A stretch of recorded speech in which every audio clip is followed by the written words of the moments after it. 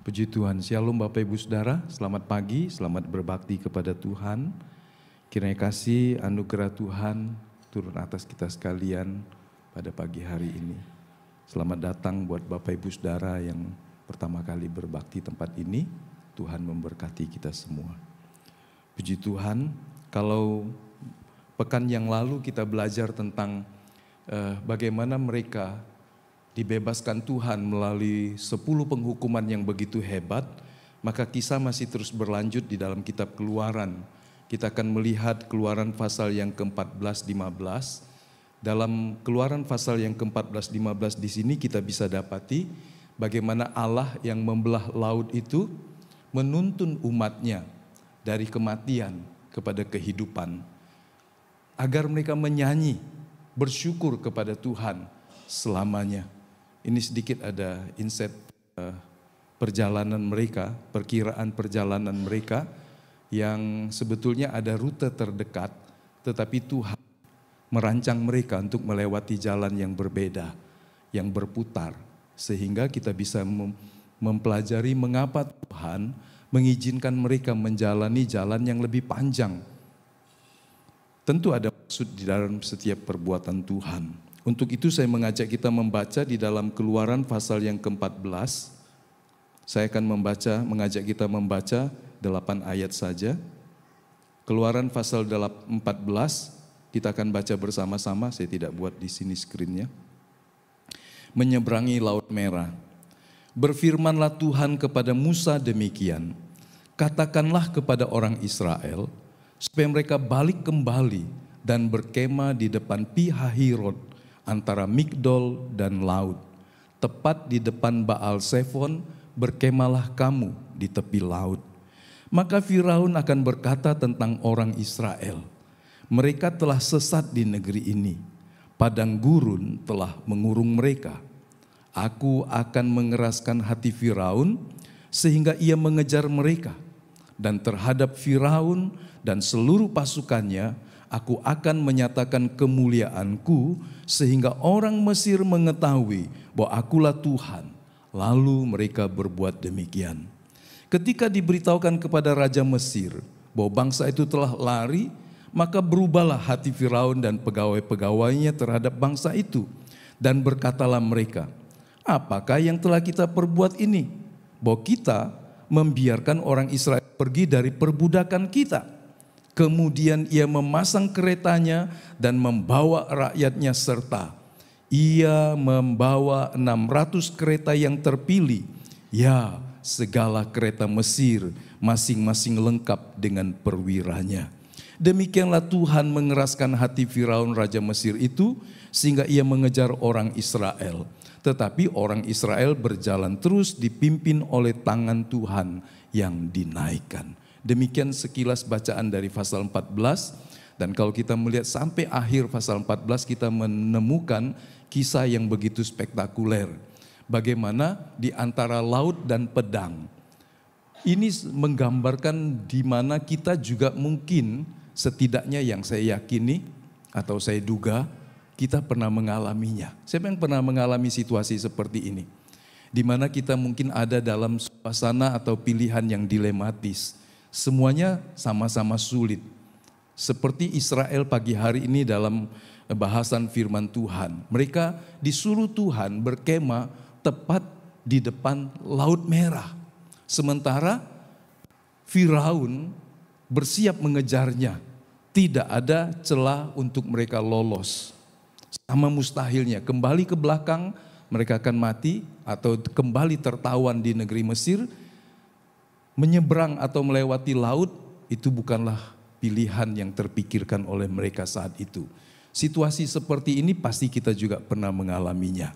Jadi ini yang terjadi di depan laut, di belakang datang pasukan Firaun yang seperti tersadar mengapa kita membiarkan bangsa yang sudah 400 tahun menjadi tenaga murah di negeri kita untuk menggerakkan pembangunan. Itulah keadaannya, tidak ada pilihan untuk lolos. Tetapi disinilah kita melihat ketika tidak ada jalan, maka Allah akan menunjukkan dialah jalan sendiri. Amin. Ada lagu yang berkata, saat tiada jalan, maka Tuhan menjadi jalan itu sendiri. Kita sering lupa bahwa Tuhan adalah faktor penentu yang bisa mengubah keadaan. Dan kita sering tidak mengandalkan Tuhan ketika mata kita tidak melihat potensi pertolongan datang dari mana. Kemungkinan lolos dari mana. Kemungkinan alternatifnya dari mana. Ketika kita tidak melihatnya, pandanglah Tuhan. Jadi kita membaca dan mempelajari kisah dari Keluaran 14:15 ini. Ini adalah salah satu kisah yang paling dahsyat dalam kisah di seluruh Alkitab. Bagaimana Tuhan membebaskan umatnya dengan tangan yang begitu hebat. Kita bisa berkata juga Keluaran 14-15 ini seperti jantung dari seluruh kitab Keluaran. Disebut kitab Keluaran Eksodus karena mereka keluar dari perhambaan menuju ke negeri perjanjian. Kalau pasal 12-13 menandai mereka keluar dari Mesir, maka pasal 14-15 menandai mereka masuk kepada wilayah kebebasan sejati. Bahwa di dalam negeri yang mereka akan jalani juga ada tantangan, maka itu juga memberikan kepada kita pelajaran. Ketika Allah menuntun kita kepada rancangannya yang lebih tinggi, tidak berarti di situ tidak ada kesulitan dan tantangan. Sering orang berkata kalau Tuhan menghendaki tidak ada jalan yang sulit. Itu sebuah doa yang dangkal.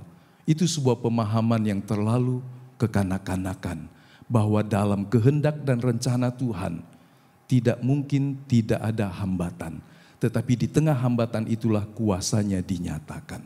Jadi jangan selalu berpikir tidak ada kesusahan, tidak ada air mata, tidak ada penderitaan. Selama di dunia kita akan mengalaminya. Sebab ketika kita berkata saya ingin hidup tanpa kesulitan, tanpa tantangan. Bukankah Tuhan telah memerdekakan di kayu salib semua beban saya? Betul, tetapi dia juga berkata kita harus berjalan di dalam tuntunannya dan di dalam kehendaknya. Itu berarti harus belajar berjalan mengandalkan Tuhan meskipun ada kesulitan. Jadi disinilah kita melihat Israel menyaksikan tangan Tuhan yang kuat. Yahad Gedolah Yahweh. Dan mereka mulai mengenalnya. Bukan hanya sebagai Allah Abram, Allah Ishak dan Yakub.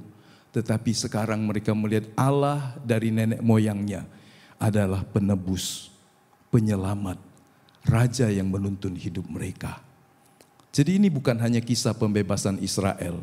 Tetapi ternyata di dalamnya ada sebuah tanda atau profetik, sebuah nubuatan, gambar bayang di mana Kristus akan membebaskan umatnya keluar dari perbudakan dosa menuju kemerdekaan yang sejati.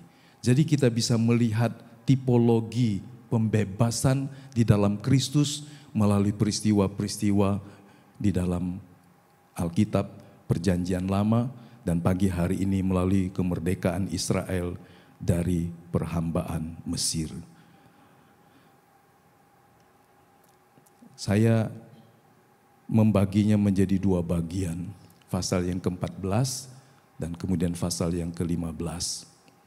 Bisakah Bapak Ibu membayangkan kalimat ini?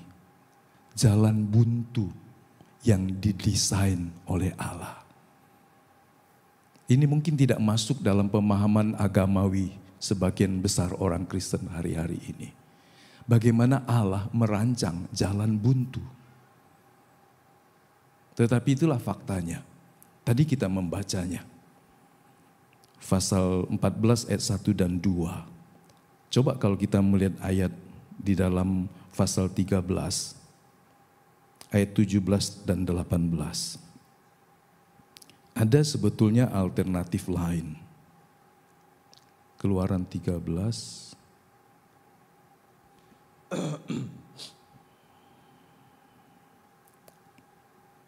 Ayat 17. Setelah Firaun membiarkan bangsa itu pergi, Allah tidak menuntun mereka melalui jalan ke negeri orang Filistin, walaupun jalan ini yang paling dekat. Ini jalan yang paling dekat. Sebab firman Allah, jangan-jangan bangsa itu menyesal apabila mereka menghadapi peperangan sehingga mereka kembali ke Mesir.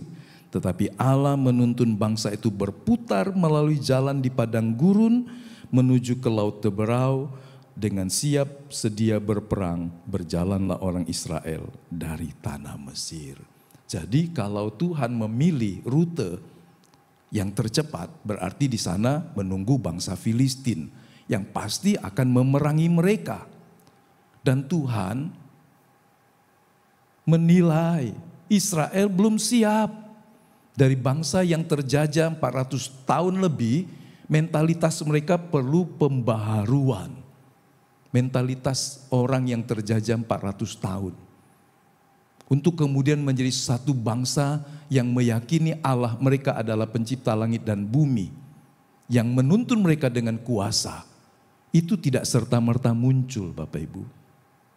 Sama seperti orang Kristen yang terjajah oleh dosa, oleh iblis. Dan kalau kepadanya diperdengarkan, kau bisa hidup tanpa dosa kalau kau taat kepada Tuhan. Kalimat itu terasa mustahil bagi orang yang hidup di zaman sekarang. Bagaimana kita bisa menang mengatasi dosa? Apakah saya bisa mengalahkan keinginan-keinginan dosa yang begitu kuat bekerja dalam hati dan pikiran saya? Orang yang terjajah oleh dosa seumur hidupnya dan menjadikan orang-orang di luar Kristus sebagai ukuran bahwa seperti itulah manusia. Selama manusia pasti akan berbuat dosa dan tidak mungkin tidak berbuat dosa. Maka paradigma yang salah ini membuat setiap orang Kristen yang tidak hidup di dalam persekutuan dengan Tuhan dengan benar akan juga berpikir yang sama. Bahwa kita adalah manusia baru dalam Kristus. Anak-anak Allah. Dihadirkan Allah di dalam dunia untuk satu tujuannya. Kita seringkali hidup dalam paradigma manusia lama. Kita hidup seperti manusia pada umumnya, mencari nafkah, dan kemudian kalau harus melewati saat-saat yang sulit, kita akan berkata, maka seperti mereka saya juga akan mengalami keadaan yang sama tanpa pertolongan dari Allah. Jadi Tuhan melihat mereka belum siap. Berhadapan dengan bangsa Filistin, Tuhan membawa mereka melewati padang gurun, tidak ada manusianya. Tetapi ternyata ini tantangan yang tidak lebih kecil dibandingkan menghadapi Filistin secara langsung. Berarti tidak ada pilihan yang lebih baik. Kalau Tuhan membawa mereka melewati bangsa Filistin, menghadapi bangsa Filistin, mereka akan berperang. Mereka akan kecewa, mereka akan marah, mereka akan putus asa. Melewati padang gurun yang tidak ada manusia, tidak ada penolakan, perlawanan bangsa-bangsa. Mereka menghadapi kesunyian, kengerian, dan kegentaran padang gurun. Jadi Allah menuntun mereka. Kata berputar di sini naha berarti menuntun dengan satu maksud ilahi. Jadi Tuhan tahu apa yang dia lakukan. Siapa yang percaya bahwa hidupmu dituntun Tuhan melalui Roh Kudus yang ada di dalam kita? Siapa yang percaya? Ketika kita berkata Allah Immanuel, Allah yang beserta dengan kita, Dia mau menuntun kita dalam jalan-jalannya. Bahwa tidak semua keputusan kita adalah sesuai dengan kehendak Allah, itu hasil pergumulan kita. Karena ketika Tuhan berbicara dalam hati, di hati kita, melalui perkataan firman, melalui pesan dan nasihat orang, melalui bacaan firman Tuhan yang kita baca, maka kita meresponnya, memprosesnya. Dan kadang-kadang meskipun kita sudah tahu, maka kita memilih pilihan yang lain. Ingatlah selain suara Tuhan di hati kita, kita juga akan mendengar suara hati nurani kita sendiri. Terkadang mirip, tetapi tidak sama. Dan lebih konyol lagi kalau dia tidak hidup terbiasa dituntun oleh Tuhan, dia akan mendengar suara-suara dari yang lain. Pemikiran-pemikiran yang lain. Coba Bapak Ibu bisa pikirkan, ada hal-hal yang seringkali membuat kita sebetulnya sudah tahu ini yang terbaik dan yakin ini tuntunan Tuhan. Tetapi tergoda untuk melakukan pilihan yang kedua. Yang kita pikir ini juga tidak ada konsekuensi yang berat. Mungkin ini juga lebih bagus. Waktu kita memilih kemudian kita sadar, seharusnya saya memilih yang pertama tadi. Karena Tuhan sudah menuntun saya. Siapa yang pernah mengalami gitu? Siapa yang mengerti yang saya maksudkan? Pernahkah kita dituntun Tuhan, didorong Tuhan untuk melakukan sesuatu, dan kemudian kita mengambil keputusan yang lain?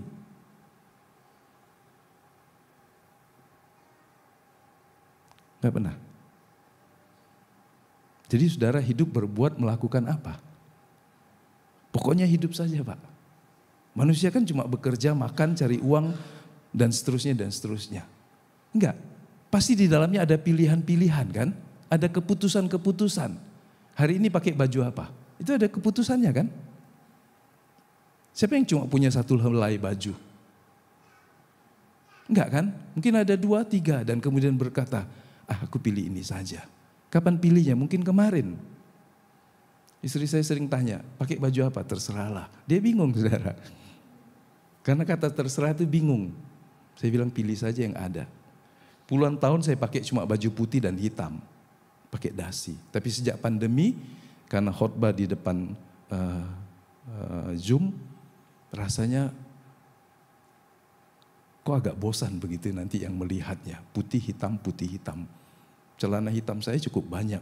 Lebih dari 10 mungkin atau berapa begitu. Tapi orang kan akan melihat cuma hitam saja. Bajunya putih saja. Tapi itu simple.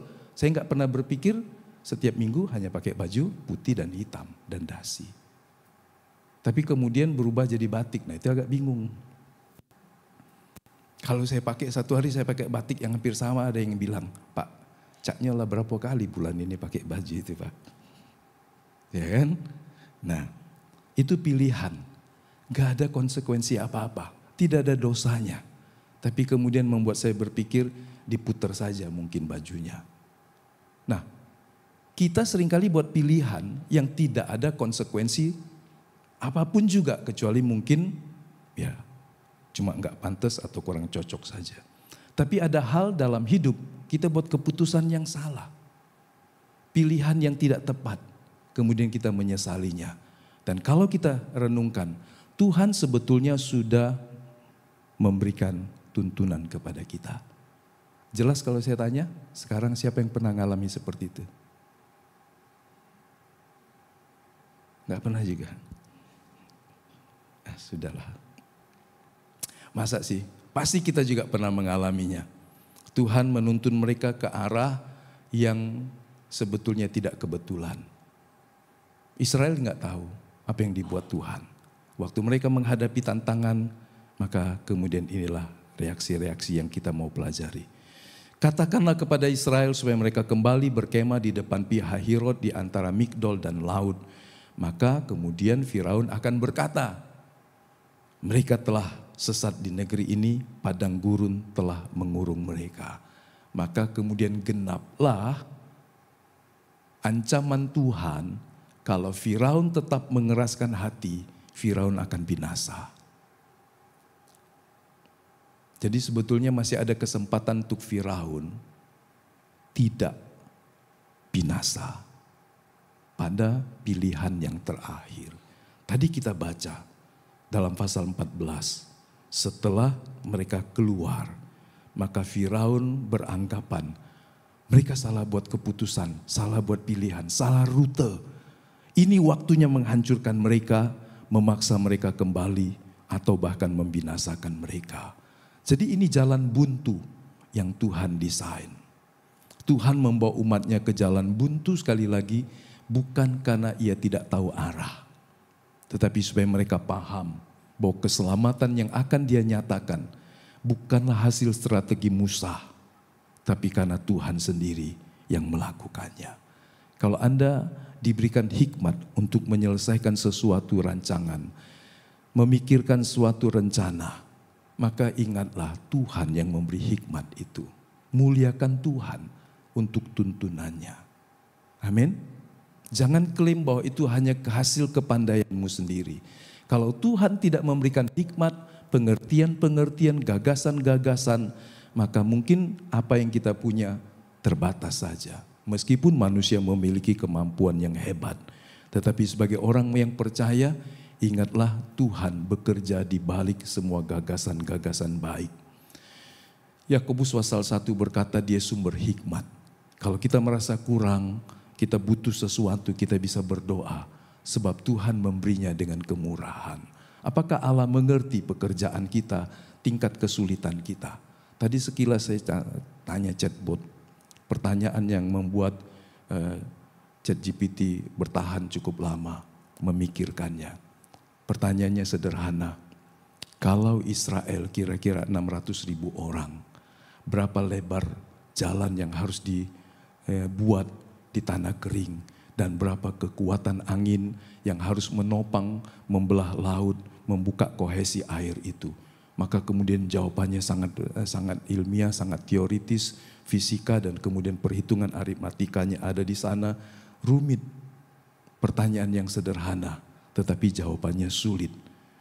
Kalau kemudian kita mendapati setidaknya butuh lebih dari 300 km per jam untuk menyingkapkan air yang hanya kedalaman sekitar 10 meter. Tetapi Laut Merah juga punya palung-palung yang dalam.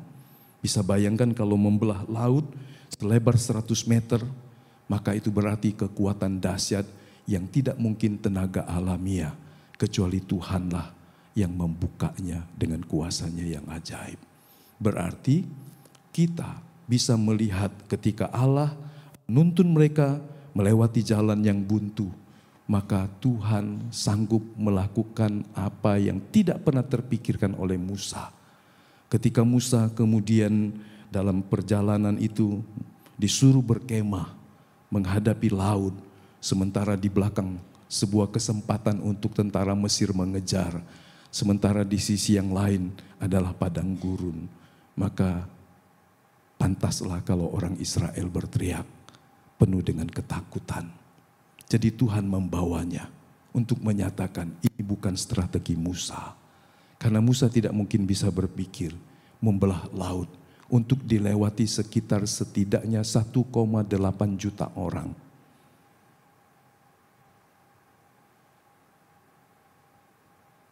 Kalau Anda mengajak orang 100 orang dalam satu rombongan berganti moda transportasi, itu juga koordinasinya harus baik. Tiba di satu tempat sudah harus ada kendaraan yang lain menyambungnya. Bagaimana dengan bagasinya? Bagaimana dengan koper-kopernya? Bagaimana dengan urusan yang lain? Ya kan? Gak mudah kan? Coba bawa satu rombongan isi 10 orang, 5 orang. Mudah gak mengaturnya? Gak mudah. Bagaimana kalau menuntun 1,8 juta orang? Dari orang tua sampai anak-anak. Dari harta benda yang mereka bawa sampai hewan-hewan ternak mereka. Keluar dalam suasana terburu-buru. Ingatlah pasal 12 yang kita sudah pelajari. Makanlah roti itu dengan pinggang yang berikatkan. Siap sedia berjalan. Suasananya seperti suasana yang terburu-buru. Mereka harus menyelesaikan malam itu. Makan Paskah dengan roti yang tidak beragi, sayur pahit. Makan dengan keadaan terburu-buru, menyelesaikan semuanya. Dan kemudian dibawa keluar dari Mesir. Bisa bayangkan. Kalau bukan Tuhan yang menuntunnya, tidak mungkin. Jadi ketika Tuhan menyatakan kemuliaannya, dia hendak mengatakan bahwa keselamatan itu datang karena inisiatif dan kekuasaannya sendiri. Artinya manusia tidak pantas klaim bahwa ini gagasan saya, ini partisipasi saya. Enggak, semuanya dari Tuhan. Kita hanya diminta taat. Partisipasi kita adalah percaya, taat, dan melakukannya. Jadi ini ada ketakutan dan iman yang diuji. Ketika Firaun dekat karena dia mengejarnya langsung, orang Israel sangat ketakutan. Mereka berseru-seru, kata yang sama dalam Keluaran pasal 3 ayat 7, ketika penderitaan yang hebat yang mereka alami makin hari makin berat, mereka berseru-seru kepada Tuhan, Saak. Itu sebuah teriakan yang mendalam, rintihan dalam doa yang juga pernah kita lihat dalam kehidupan orang-orang di dalam penderitaannya. Anda seringkali berdoa biasa saja, Tuhan tolong. Tapi berapa kali dalam hidupmu Anda mengalami tekanan-tekanan yang hebat, sehingga Anda tidak hanya berkata, Tuhan tolong saya. Tapi Anda menjerit, Anda mengerang, Anda berteriak, tidak harus keras, tapi dari hatimu, dari rohmu berteriak, Tuhan, kalau bukan Tuhan yang menolong saya, tidak ada harapan. Tolonglah Tuhan. Kalau Anda ada di ujung maut, kalau Anda ada di bibir jurang kehancuran, kegagalan yang hebat, seringkali teriakan saat ini keluar. Seorang Kristen yang sejati pasti akan mengalami masa-masa seperti ini. Seorang yang belum pernah berteriak berdoa dengan sungguh-sungguh mengerang di hadapan Allah, sangat mungkin perjalanan kekristenannya hanya datar saja. Hasilnya, akibatnya adalah kasihnya, kesetiaannya kepada Tuhan tidak sekuat dan sedalam dibandingkan orang yang pernah mengalami keadaan-keadaan yang sulit dalam hidupnya. Yang berteriak dan mengerang, hanya Tuhan yang bisa melepaskan saya. Hanya Tuhan yang bisa membuka jalan ini. Kalau Tuhan tidak melakukannya, saya tidak punya harapan apapun lagi. Saudara, saya mengajak saudara, dalam keadaanmu yang pelik, yang dilematis, yang rasanya mustahil, cobalah gunakan kesempatan sebagai anugerah untuk menghadap Tuhan dengan keluhan-keluhan jiwa yang dalam. Penyembahanmu tawar, kosong, dangkal, kalau hanya berkata, terima kasih Tuhan.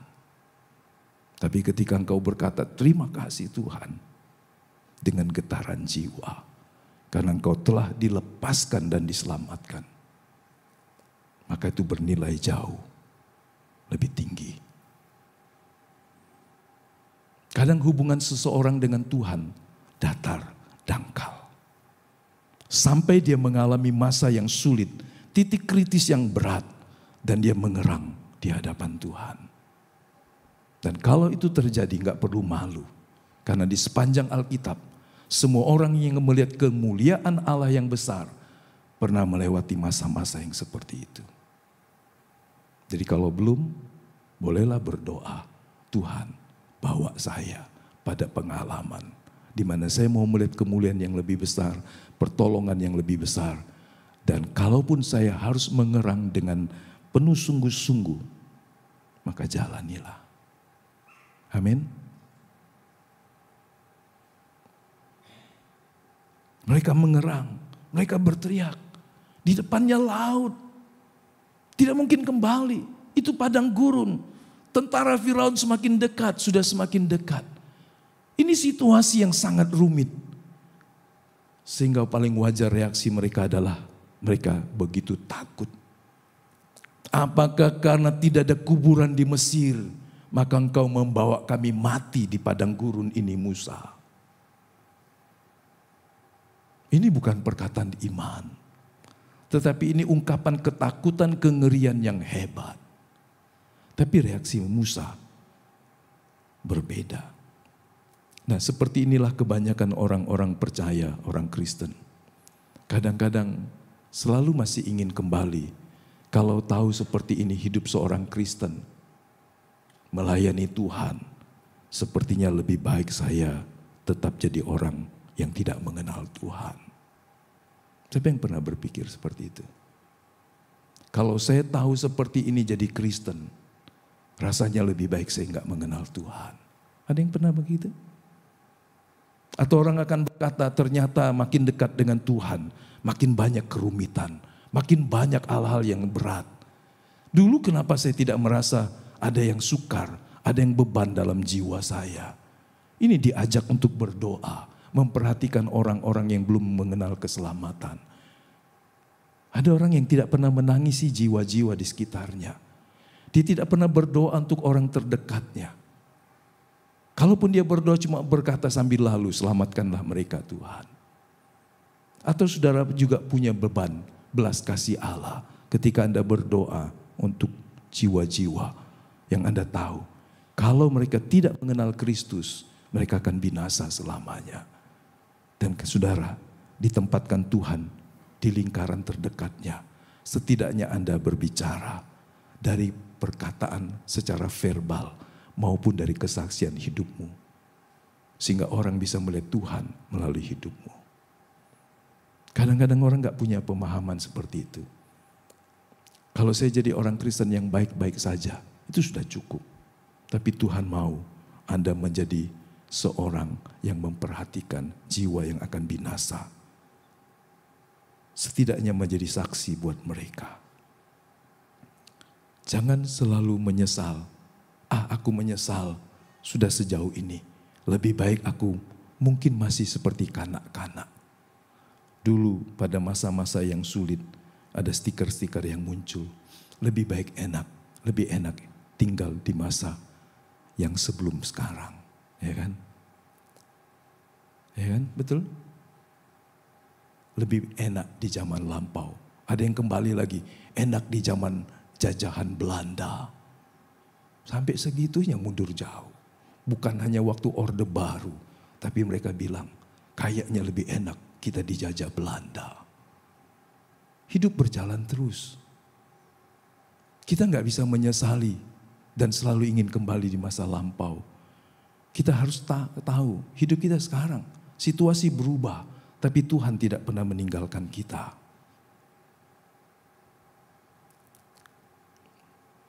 Musa menjawab setelah Tuhan tahu berkata begini, jangan takut, berdirilah tetap, lihatlah keselamatan dari Tuhan.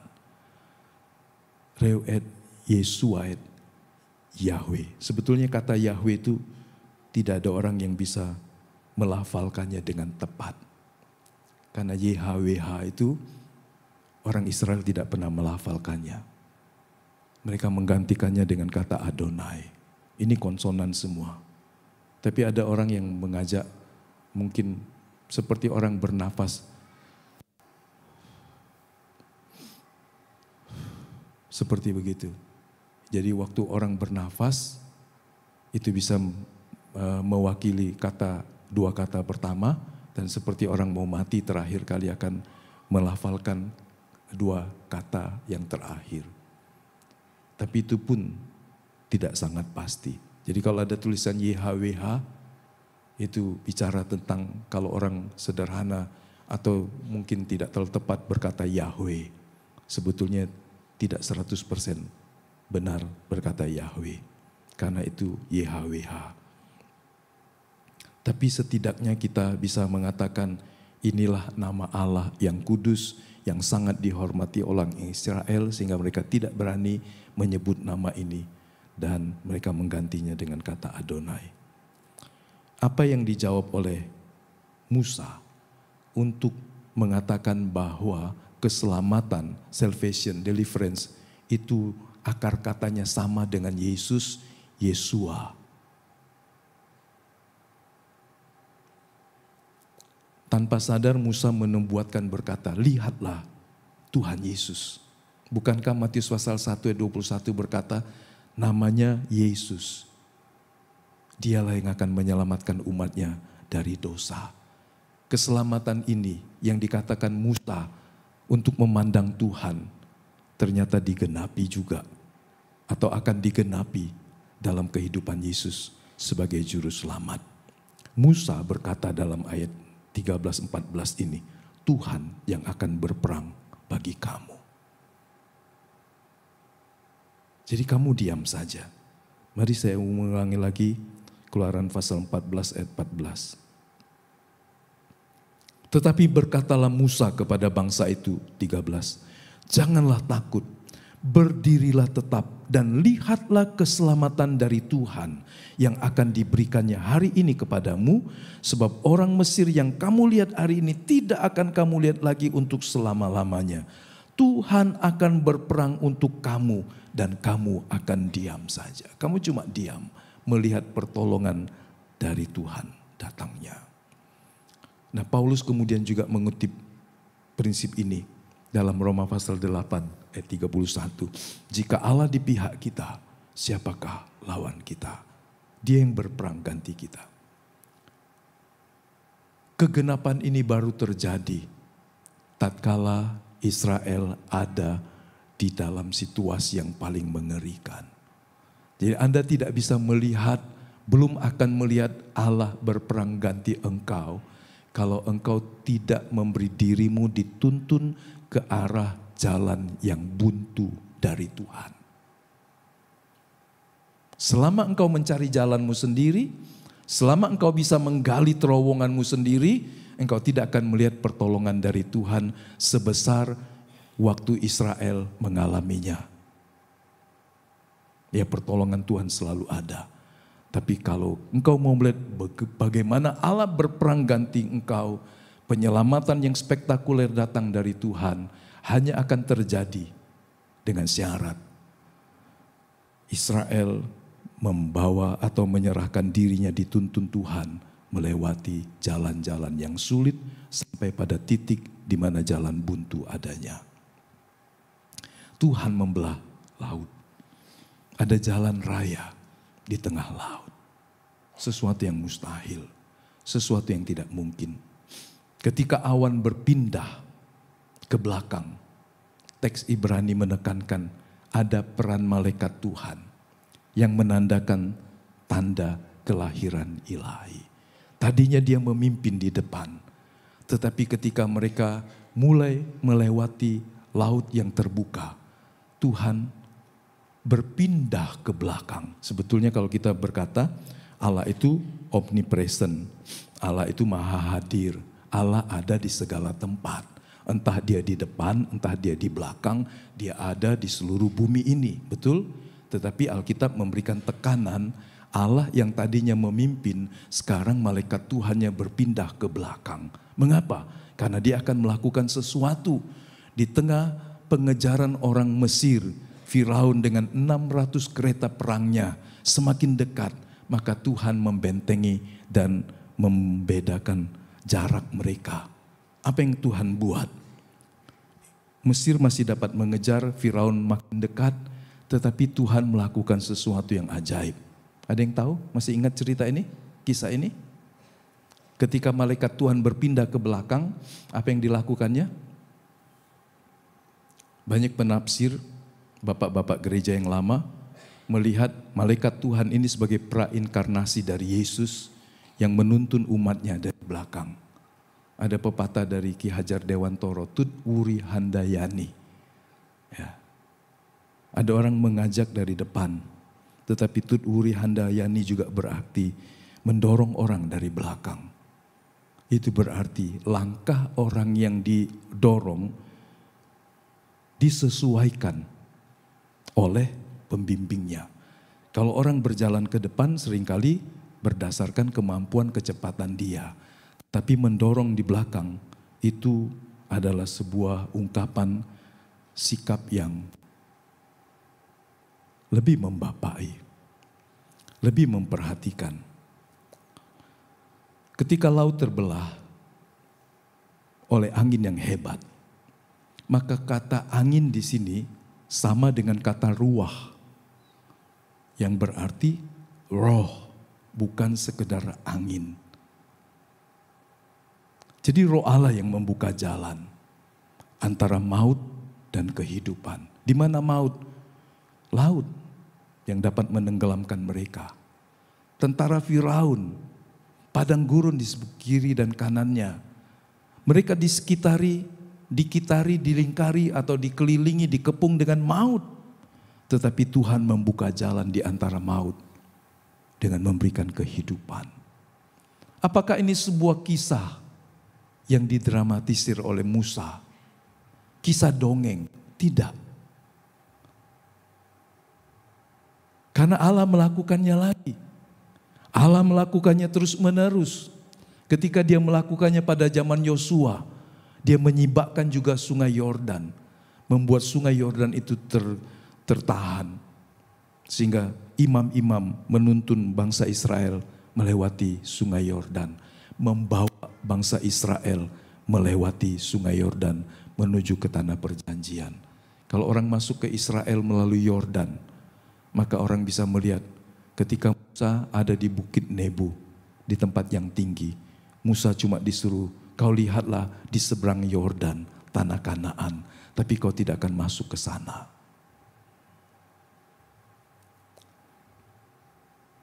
Tuhan membuat angin timur yang keras semalam-malaman. Minggu-minggu yang lalu saya sudah membeberkan fakta ini. Kalau kecepatan angin setidaknya 400 km per jam, membuat dinding air, membelah kohesi air, begitu kuat. Tapi Israel yang berjalan di tengah-tengahnya, tidak ada selendang dan bajunya yang terbang. Bisa bayangkan kalau ada di sebelahmu kekuatan angin yang bertiup begitu cepat. Anda akan terbawa. Ada yang akan terlempar. Taifun itu mungkin 100 km per jam. Tapi taifun tidak cukup membelah laut. ChatGPT berkata tidak mungkin kekuatan angin alami. Hanya satu jawaban, kekuatan supranatural. Secara ilmiah, tidak ada jawaban. Kekuatan apa yang bisa membelah itu? Angin alami tidak mungkin, tetapi kuasa Tuhan yang melakukannya. Nah, Israel berjalan di tanah kering, istilah yang juga dipakai Kejadian pasal 1 ayat 9. Ketika air dipisahkan dari air sehingga tampak daratan. Ini adalah ketika Tuhan menjadikan alam semesta, memisahkan air menjadi daratan. Maka kita bisa berkata sekali lagi, penyeberangan di Laut Teberau, Laut Merah, seolah-olah adalah sebuah penciptaan baru. Creation out of chaos. Diciptakan bukan dari ketiadaan, tetapi dari keadaan yang penuh dengan bahaya maut. Kemudian Tuhan menghakimi Firaun. Karena Firaun beranggapan tidak mungkin mereka akan lolos kali ini.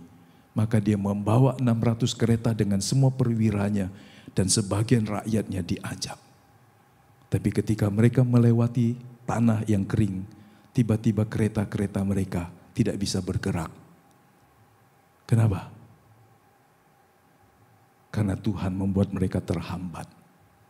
Kalau semalam-malaman sementara Israel keluar melewati tanah yang kering, maka ada kegelapan yang membuat mereka tidak bisa menembus kegelapan itu sepanjang malam. Jadi ketika mereka sangat dekat, Tuhan menghadirkan kegelapan yang membatasi Firaun dengan orang Israel yang sedang berjalan di laut yang terbelah. Tapi ketika Israel telah keluar semua sampai ke daratan di seberang, maka Firaun pun mengejarnya. Di tengah laut kembali menutupi. Dengan cara ini Tuhan mengatakan dia menghukum Firaun yang keras hati dan sombong. Firaun sebagai lambang dosa ditelan oleh air yang sama yang menyelamatkan umat Allah. Saudara lihat di sini, ada paralel yang paradoks. Air yang sama memberikan keselamatan ketika Tuhan membukanya dengan kuasanya. Tapi air yang sama menjadi sarana Tuhan menghukum Firaun, lambang dari dosa. Apakah kita bisa melihat dalam baptisan? Ada. Roma pasal 6 ayat 4 berkata gini, baptisan adalah tanda bahwa kita telah dikuburkan bersama dengan Kristus, mati bagi dosa, supaya kita hidup baru. Bukan airnya yang menyucikannya. Jadi ketika orang masuk dalam baptisan air, tekanan yang paling kuat adalah mati bagi dosa, supaya hidup bagi kebenaran. Kalau ada orang yang merasa menyesal dengan perbuatan masa lampau, apakah dia perlu mengajukan permohonan kepada gereja, kepada pendeta?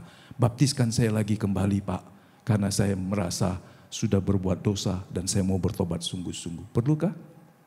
Setidaknya 1 kali sudah cukup orang dibaptis di dalam air. Nah kalau sudah cerita begini, tata gereja bilang baptis secara selam punya makna bahwa air menjadi tempat menguburkan manusia lama. Tetapi dalam perkembangan sejarah gereja, banyak gereja yang tidak melakukannya dengan membaptis ke dalam air, tetapi hanya memercikkannya. Bahkan bayi-bayi, anak-anak yang belum mengerti pun dibaptis dengan percikan sebagai tanda dia sudah menerima keselamatan. Tapi renungkanlah sendiri, apakah pemercikan air menggambarkan baptisan di mana orang dengan dosa-dosanya dikuburkan. Dan ingatlah, orang dibaptis adalah karena dia menyadari dirinya orang berdosa. Kecuali kalau Anda dulu dibaptis dalam ketidaktahuan. Anda bisa berkata, sepertinya saya melakukan itu tanpa saya mengerti. Tapi kalau Anda mengerti melakukannya, saya berkeyakinan cukup satu kali kalau Anda telah dibaptis selam. Jadi kalau Anda pergi lagi ke Yerusalem, ke Sungai Yordan, minta pendeta baptis ulang lagi, walaupun Anda sudah diselam. Kalau saya selalu berkata, enggak perlu. Air Sungai Yordan tidak lebih suci daripada air Sungai Ogan. Ya kan? Tetapi maknanya sekali lagi adalah dikuburkan bersama dengan Kristus. Jadi kalau orang dibaptis di Sungai Yordan sekalipun, tetapi dia tidak mati bagi dosa, apakah baptisan itu bermakna buat dia? Tidak kan? Betul nggak? Betul nggak? Dia dibaptis nih, diselam di dalam air, ditahan 2-3 menit. Saya dengar cerita ada satu pendeta dulu, bapaknya orang keras. Kemudian bapaknya bertobat, dia baptisin bapaknya. Dia doain bapaknya agak lama dalam air. Dia tahu bapaknya tahan bernapas. Waktu keluar bapaknya bilang, kenapa lama betul kau? Supaya semua dosa habis Pak, katanya. Saya bilang, ini agak kurang ajar juga anaknya ini. Perlukah kita menahan orang yang dibaptis lebih lama dalam air supaya semua dosa lebih bersih? Enggak perlu. Ya, salah-salah mati nanti. Jadi yang paling penting adalah seorang menanggalkan kehidupan lamanya. Ternyata perjalanan Israel ini kemudian diulang dalam catatan 1 Korintus pasal 10. Untuk menjadi pengikut Musa, mereka dibaptis di dalam laut. Coba kita baca sebentar. 1 Korintus pasal yang ke-10.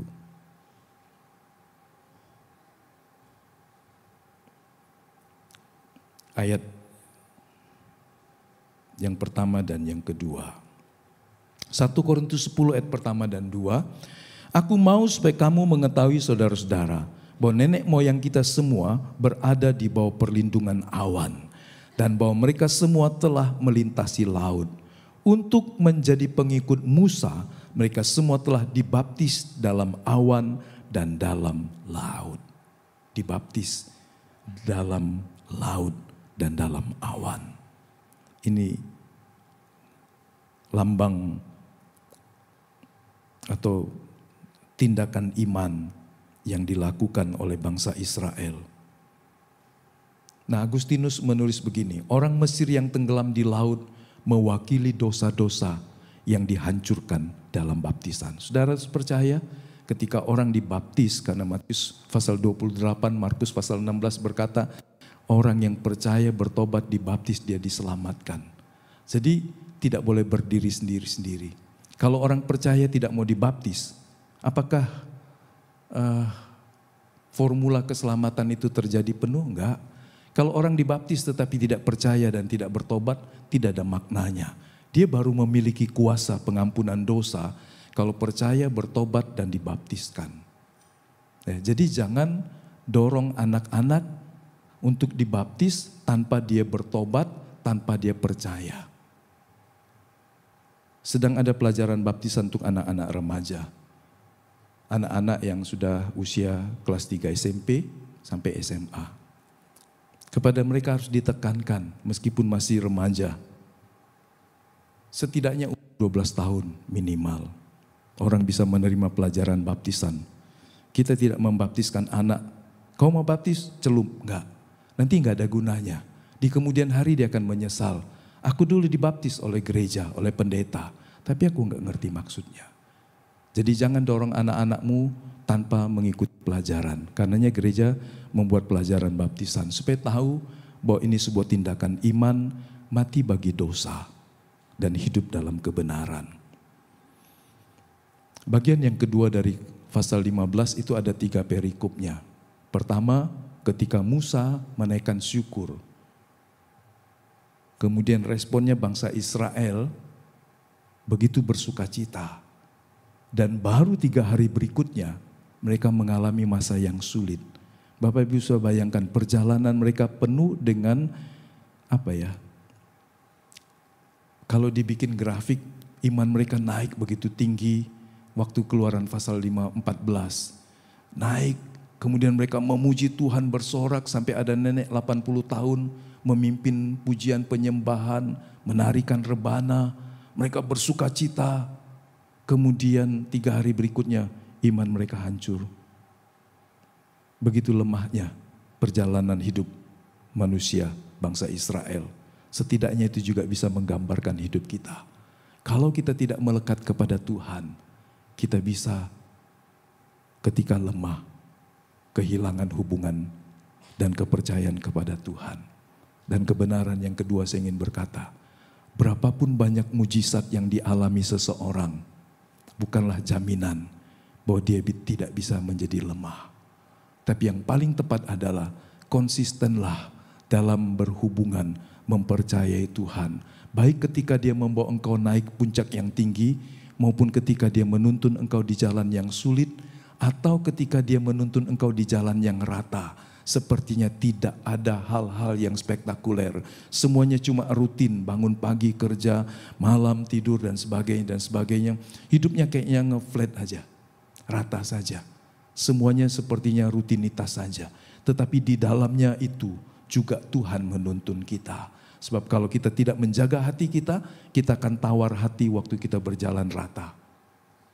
Kita hanya bangga dan senang waktu naik, dan kita akan hancur waktu kita turun.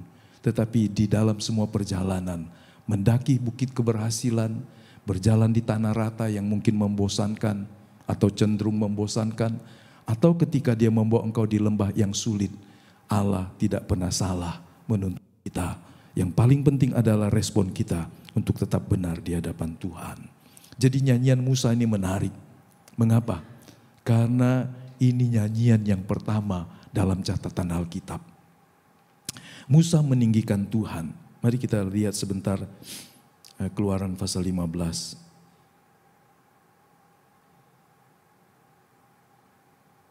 Kalau Anda mau menyanyikan nyanyian Musa, maka sukacita, pengagungan yang Musa alami bisa menjadi inspirasi buat kita. Pada waktu itu Musa bersama-sama dengan orang Israel menyanyikan nyanyian ini bagi Tuhan yang berbunyi, baiklah aku menyanyi bagi Tuhan, sebab ia tinggi luhur, kuda dan penunggangnya dilemparnya ke dalam laut. Tuhan itu kekuatanku dan mazmurku, ia telah menjadi keselamatanku, ia Allahku. Kupuji dia, ia Allah Bapakku, kuluhurkan dia. Tuhan itu pahlawan perang, Tuhan itulah namanya, dan seterusnya. Musa mengagungkan Tuhan karena perbuatannya yang besar. Kata ga'ah berarti meninggikan diri dengan kebenangan moral. Jadi ini bukan bentuk kesombongan. Kalau Tuhan ditinggikan karena memang dia mulia dan hormat. Manusia meninggikan diri cenderung jadi sombong. Jadi jangan meninggikan diri. Tapi kalau Anda memuliakan Tuhan, sepatutnya lah itu. Tuhan bukan hanya menang, tetapi dia berdaulat, dia layak dipuji. Mari camkan ini, Tuhan itu layak dipuji.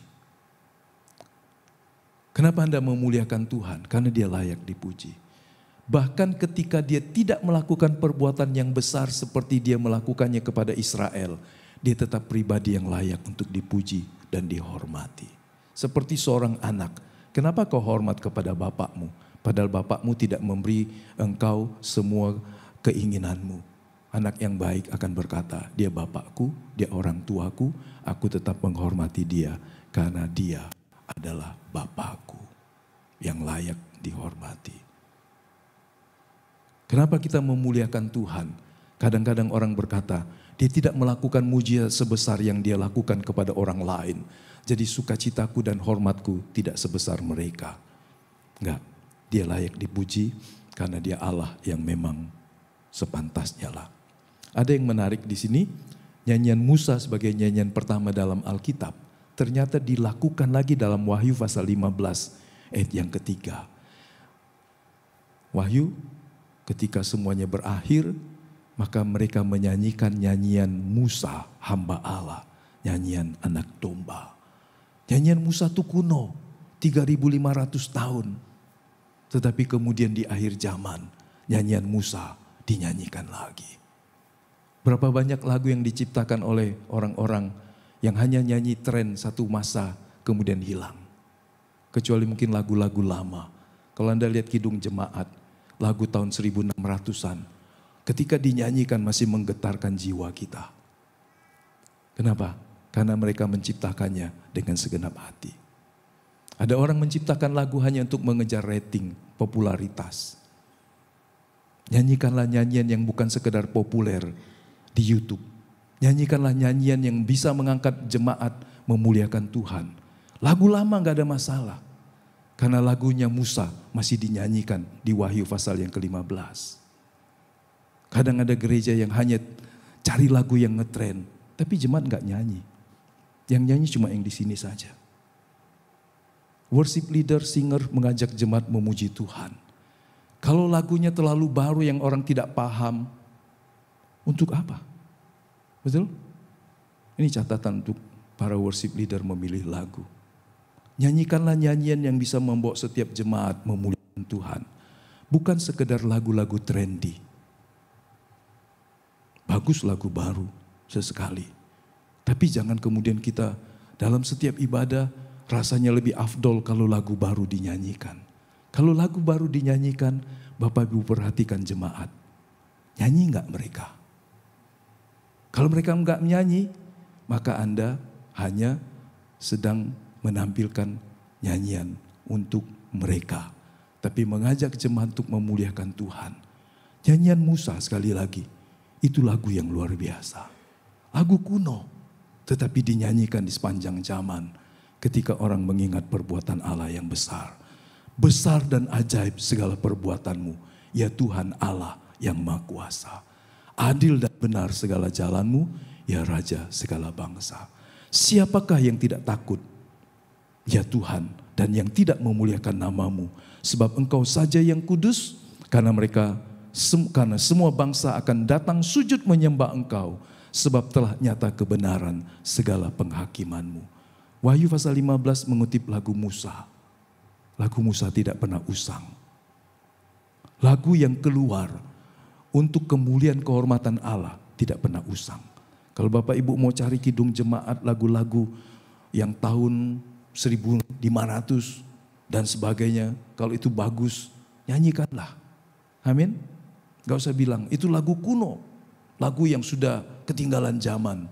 Tetapi ketika lagu itu dinaikkan untuk kehormatan Tuhan, dia selalu baru. Haleluya. Jadi jangan membeda-bedakan karena lagu baru dan lagu lama. Tetapi biarlah lagu itu memuliakan Tuhan. Artinya lagu penebusan yang pertama dan yang terakhir sama. Kenapa? Fokusnya kepada Sang Penebus, Sang Juru Selamat. Hormat kemuliaan hanya bagi Dia. Ada orang menciptakan lagu hanya untuk menyenangkan hati atau jiwa dari penyanyi atau jemaat. Kalau Anda mendengar lagu itu Anda seperti terlena karena fokusnya kepada diri. Perhatikan ada lagu yang fokus kepada dirinya.